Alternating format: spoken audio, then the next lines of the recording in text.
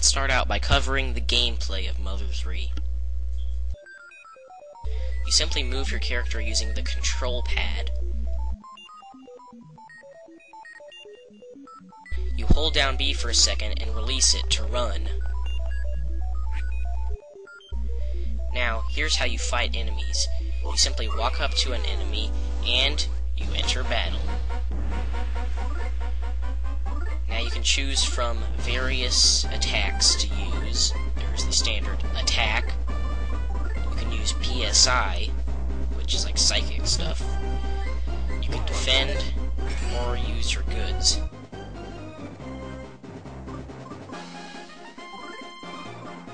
I'm just going to show you here a standard battle showing you some of the many aspects of the battle.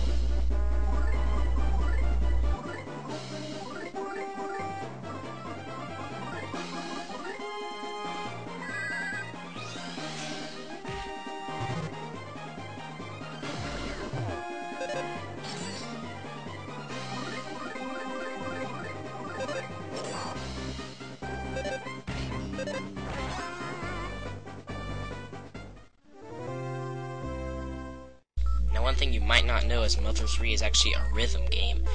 With each of the songs, you can hear a subliminal beat underneath the background music.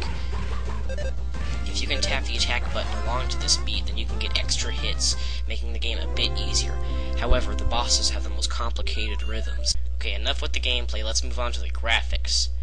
Now, 2D games like this use sprites, which are basically little drawings pixels that you would animate to make it look like they're moving. And the sprite detail in this game is great. The animation is also great. I mean, look at this scene at the temple where the flowers are blooming. It must have took them forever to animate this.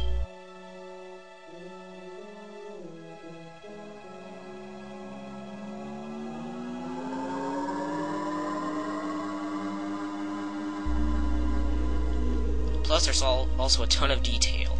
I'm not really going to go deep into the graphics, but let's just say they're really, really good. Alright, now let's move on to the story.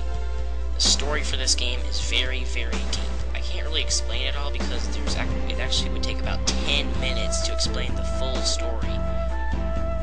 But here's just a quick overview. A long time ago, the Earth was destroyed, and the Nowhere Islands, where this game takes place, is the only part that was left. There was a huge dragon sleeping underneath the islands that was almost as big as the island. The 7 Magypsies sealed the dragon away using 7 needles.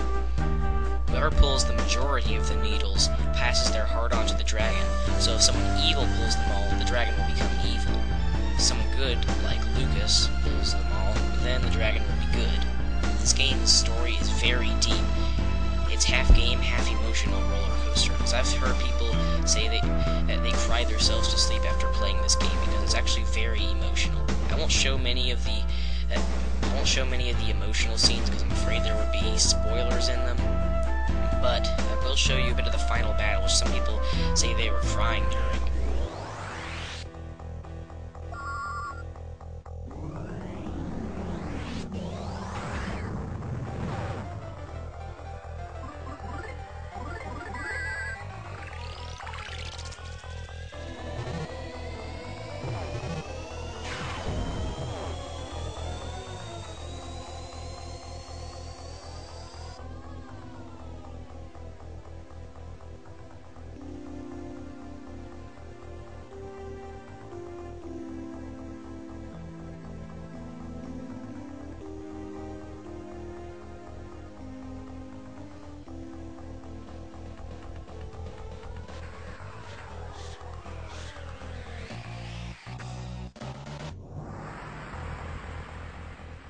Anyway, so there's one chapter where you have to pull all 7 of the needles, and actually beat this chapter in one sitting. That's how obsessed with this game I am.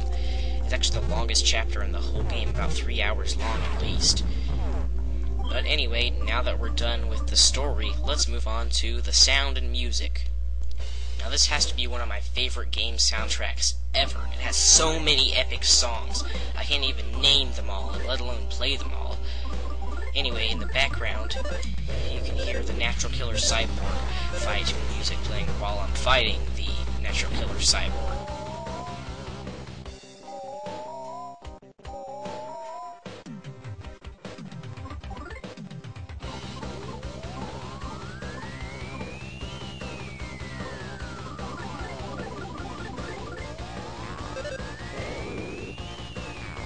And the most nostalgic part for me is after you beat the natural killer cyborg, you get onto this boat that has a replica of Nest's house from Earthbound, and you go through this hallway filled with a bunch of Earthbound stuff while the classic Pollyanna theme is playing, and that's practically the main theme to the entire series.